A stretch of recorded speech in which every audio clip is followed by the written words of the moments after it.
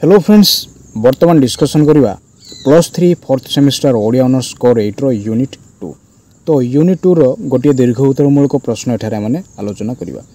Video को आरंभ करिया पूर्व जो माने वर्तमान पर्यंत चैनल को सब्सक्राइब करना सब्सक्राइब करनियंतु, बेल आइकन को प्रेस कर दियंतु जा फल आगामी वीडियो रो नोटिफिकेशन गुडी को सर्वप्रथमे आपण मानक निकट में पहुंची पारिबो।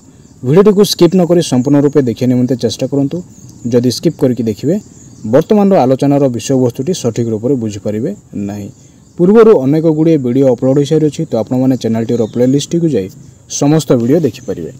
तो वर्तमान प्रश्नटी कौन देखिए। प्रश्नटी हूँ लोकगीतर साहित्य और भाषातात्विक मूल्यांकन निरूपण कर।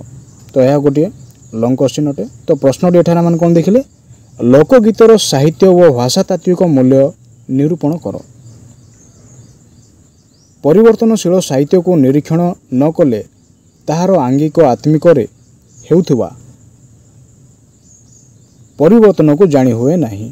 तो एठार माने कौन देखुचे ना, परिवर्तनशील साहित्य को निरीक्षण न कले आमाने क्यों विषय जानी परिबानी, ताहार आंगिक आत्मिक हेउथुवा परिवर्तन गुडी को आमाने जानी परिबा नाही।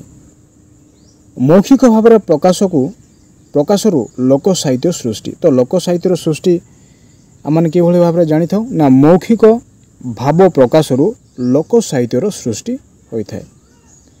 कहवा कथा को शुणी लिखा समय लिखनकार जना अजणार कलात्मक मूल्य को आखिरे रखी से केतेक नूतन शब्द संयोग करिछि।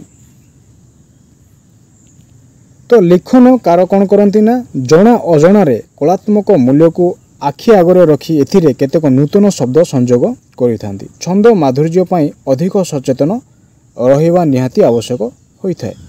लोक साहित्यर अन्य विभाग तुलन में लोकगीत सबुठार अधिक समृद्धिशाली। तो लोक साहित्यर अन्य विभाग तुलन में लोकगीतटी कौन अटे ना, सबुठु अधिक समृद्धिशाली अटे। लोककवि सचेतन भाव में एहार कलात्मक दिग प्रति दृष्टि न देई आपे आपे कलागत सुषमा प्रकाशित होइछि। तो लोककवि सचेतन भाव में एहार कलात्मक दिग प्रति दृष्टि न देई आपे आपे कौन होइथाय ना, कलागत सुषमा प्रकाशित होइथाय। ताहा एहाको साहित्यिक मूल्य रे विभूषित करियछि। तो ताहा कौन करियछि ना, ए समस्त विषय को साहित्यिक मूल्य रे विभूषित करियछि। परिदृष्ट हेउथिबा साहित्यिक मूल्य गुड़िक निम्न प्रदान करा जायछि। तो से गुड़िक कौन कौन अटे देखिबा। प्रथम रहिला लोकगीत रे रस। तो लोकगीत रे रसर प्रयोग किभଳି भाबरे करा जायछि, मानव हृदय रे भाववेग को रसच्छल करी रखि थाए। तो मानव हृदय रो भाववेग को रस कौन करथाय ना, रसच्छल करी रखि थाए। लोककवि विभिन्न समय रे भिन्न भिन्न परिवेश संपर्क रे आसुथिबारु ता सृष्टि रे एकाधिक रसर परिप्रकाश घटिछि। तो लोककवि विभिन्न समय रे भिन्न भिन्न परिवेश संपर्क रे आसीथिबारु ता सृष्टि रे एकाधिक रसर परिप्रकाश देखिबा को माने पाइथाउ। लोकगीत रे श्रृंगार रस, करुण रस, हास्य रस, वीर रस, वात्सल्य रस, भक्ति आदि रसर विमल परिप्रकाश घटिअछि। तो लोकगीत रे आमने केउ सब रसर आविर्भाव देखिबा को पाइथाउ। श्रृंगार रस, करुण रस, हास्य रस, वीर रस, वात्सल्य रस, भक्ति आदि रसर विमल परिप्रकाश आमने देखिबा को पाइथाउ। वर्णना विलास। तो वर्णना विलास किभଳି भाव करा जायछि, लोककवि बेले बेले वर्णना चातुरी रे मध्ययुगीय कवि मानकर समकक्ष होइछि। तो लोककवि बेले बेले वर्णना चातुरी रे कोन होइछन्ति ना, मध्ययुगीय कवि मानकर समकक्ष होई अछन्ति। कल्पना विलासर अबाध संचरण जेपरि घटिछि सेपरि तार रसिकतार परिचय मध्य मिलिछि। कल्पना विलासर अबाध संचरण जेपरि घटिअछि सेपरि तार रसिकतार परिचय मध्य मिलिअछि। रूप वर्णना और तुलनात्मक चित्र प्रदान रे एवं कांदणा गीत मानकरे अनुपम वर्णना प्रदान करछन्ति। तो रूप वर्णना एवं तुलनात्मक चित्र उभय एवं कांदणा गीत मानकरे यार अनुपम वर्णना प्रदान करछन्ति। तांकर वर्णना कुशलतार परिचय मिली थाए। तो सेमानकर वर्णना कौन अटे ना, कुशलतार ପରିଚୟ ଆମମାନେ ଦେଖିବାକୁ ପାଇଥାଉ। ଛନ୍ଦ ବୈଚିତ୍ର୍ୟ। ତ ଛନ୍ଦ ବୈଚିତ୍ର୍ୟ କ'ଣ ଅଟେ? ଲୋକଗୀତ ଗୁଡ଼ିକରେ ବିଭିନ୍ନ ଛନ୍ଦର ପରିଚୟ ମିଳିଥାଏ। ତ୍ରକ୍ଷର ଛନ୍ଦଠାରୁ ସପ୍ତାକ୍ଷର ଯାଏଁ ଏବଂ ଭାଟିଆରୀ, ମଙ୍ଗଳ, ଧନାଶ୍ରୀ, ଭୈରବୀ ଆଦି ବହୁ ପ୍ରକାର ଛନ୍ଦର ବୈଚିତ୍ର୍ୟ ପରିଲକ୍ଷିତ ହୋଇଥାଏ।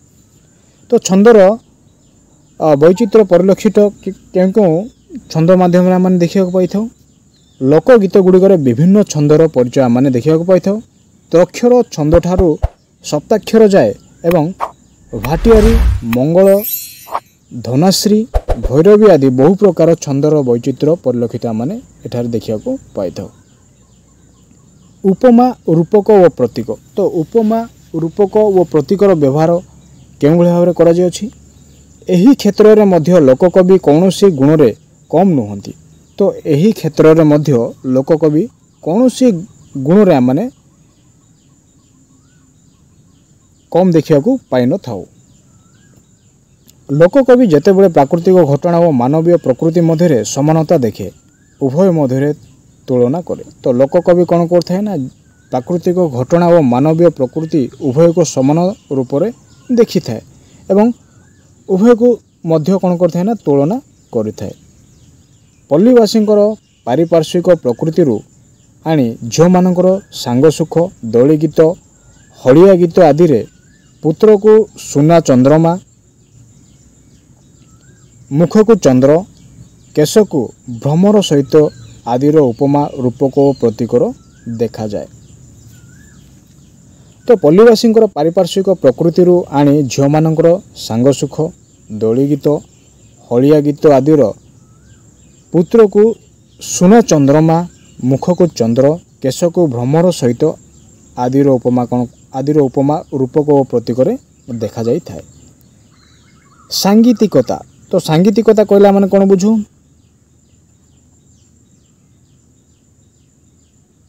ଲୋକଗୀତର ଜନପ୍ରିୟତାର ଅନ୍ୟ ଏକ କାରଣ ହେଉଛି ତା'ର ସାଙ୍ଗୀତିକତା।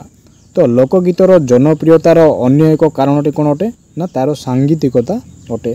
ଏଥିରେ ଥିବା ଛନ୍ଦ ମାଧୁର୍ଯ୍ୟ ଓ ଗୀତିମୟତା ଯେକୌଣସି ମାନବକୁ କ'ଣ କରିଥାଏ? ଆକୃଷ୍ଟ କରିଥାଏ। ସଙ୍ଗୀତର ସ୍ୱର ଝଙ୍କାର ଯେଉଁଠି ନାହିଁ ସେଠି ଭାବତରଙ୍ଗ ପ୍ରବାହ ମଧ୍ୟ ନାହିଁ। ସଙ୍ଗୀତର ସ୍ୱର ଝଙ୍କାର ଯେଉଁଠି ଆମେ ଦେଖିବାକୁ ପାଇନଥାଉ ସେଠାରେ ଭାବତରଙ୍ଗର ପ୍ରଭାବ। ସଙ୍ଗୀତର ସ୍ୱର ଝଙ୍କାରର ଯେଉଁଠି ନାହିଁ ସେଇଠି ଭାବତରଙ୍ଗର ପ୍ରଭାବ ମଧ୍ୟ ଦେଖିବାକୁ ଆମେ ପାଇନଥାଉ। ତେଣୁ ରଜଗୀତ, ଜାମୁଡାଲି ଗୀତ ଆଦିରୁ ଜଣାଯାଏ ଯେ ଲୋକଗୀତର ସାଙ୍ଗୀତିକତା। ତ କେଉଁ କେଉଁ ଗୀତରେ ଲୋକଗୀତର ସାଙ୍ଗୀତିକତା ଆମେ ଦେଖିବାକୁ ପାଇଥାଉ? ରଜଗୀତ, ଜାମୁଡାଳି ଗୀତ, ଏହି ଦୁଇଟି ଗୀତ ମାଧ୍ୟମରେ ଲୋକଗୀତର ସାଙ୍ଗୀତିକତା ଦେଖିବାକୁ ଆମେ ପାଇଥାଉ। ପରବର୍ତ୍ତୀ ବିଷୟଟି କ'ଣ ଅଟେ? ନାରୀ ମନସ୍ତତ୍ୱ। ନାରୀ ମନସ୍ତତ୍ୱ କହିଲେ ଆମେ କ'ଣ ବୁଝୁ? ମନସ୍ତତ୍ୱର ଗୁରୁତ୍ୱ ଭୂମିକା ରହିଅଛି। ଯେତେବେଳେ ବିଶ୍ୱ ସାହିତ୍ୟରେ ମନସ୍ତତ୍ୱ ଦେଖା ଦେଇନଥିଲା ସେତେବେଳେ ଲୋକ ସାହିତ୍ୟରେ ଥିଲା। ତ ନାରୀ ମନସ୍ତତ୍ୱ ଏଠାରେ ଆମେ କ'ଣ ଦେଖିବାକୁ ପାଉଅଛୁ?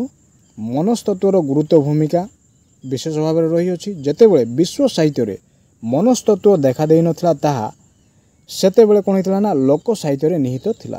ବିଶେଷ ଭାବରେ ନାରୀ ମନସ୍ତତ୍ୱ ପ୍ରକାଶ କରିବାରେ ଲୋକଗୀତ ଅନ୍ୟତମ। ତ ନାରୀମାନଙ୍କର ମନସ୍ତତ୍ୱକୁ ପ୍ରକାଶ କରିବାରେ ଲୋକଗୀତକୁ ପ୍ରଧାନ ସ୍ଥାନ ଦିଆଯାଇଅଛି। ଭାଷା ତାତ୍ତ୍ୱିକ ମୂଲ୍ୟ। ଭାଷା ତାତ୍ତ୍ୱିକ ମୂଲ୍ୟ କହିଲେ ଆମେ କ'ଣ ବୁଝୁ? ଲୋକଗୀତର ଭାଷା ସରଳ ଓ ସାବଲୀଳ। ତ ଲୋକଗୀତର ଭାଷାଟି କ'ଣ ଅଟେ? ସରଳ ଓ ସାବଲୀଳ ଅଟେ। କଥିତ ଭାଷାକୁ ହିଁ ଲୋକଗୀତର ରଚୟିତା ନିଜର କରିନେଇଛି।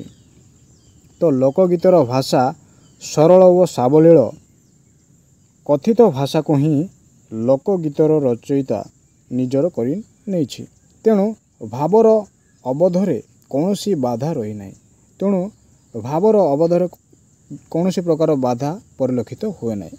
କେତେକ ପଦରେ ପ୍ରାଚୀନ ପ୍ରୟୋଗର ଦୃଷ୍ଟାନ୍ତ ରହିଅଛି। ତ ବିଶିଷ୍ଟ କେତେକ ପଦରେ କ'ଣ କରାଯାଇଛି ନା ପ୍ରାଚୀନ ପ୍ରୟୋଗର ଦୃଷ୍ଟାନ୍ତ ଆମେ ଦେଖିବାକୁ ପାଇଥାଉ। ଅଧିକାଂଶ କ୍ଷେତ୍ରରେ ଦେଶଜ ଶବ୍ଦ ହିଁ ବ୍ୟବହାର କରାଯାଉଛି। तो अधिकांश शब्द कौन कर देशज शब्द आम देखा पाई था। जो प्राचीन शब्द मानकर प्रयोग रही ही तत्कालीन समय वार्ता को बहन कर। तो ये जो प्राचीन शब्द मानकर प्रयोग देखा मैंने पाई था तत्कालीन समय वार्ता को कौन कर बहन कर। प्राचीन शब्द केतेक है। प्राचीन शब्द गुड़िक हूँ यूरिला, मुणुष, मड़प, गुरा, जनगतर, ठेंगुआ, प्रसवी, असर इत्यादि। यह सब आदिवासी भाषा रे प्रयोग देखा जाए। तो प्राचीन शब्दर प्रयोग सहित आम आदिवासी भाषार प्रयोग देखा पाई था।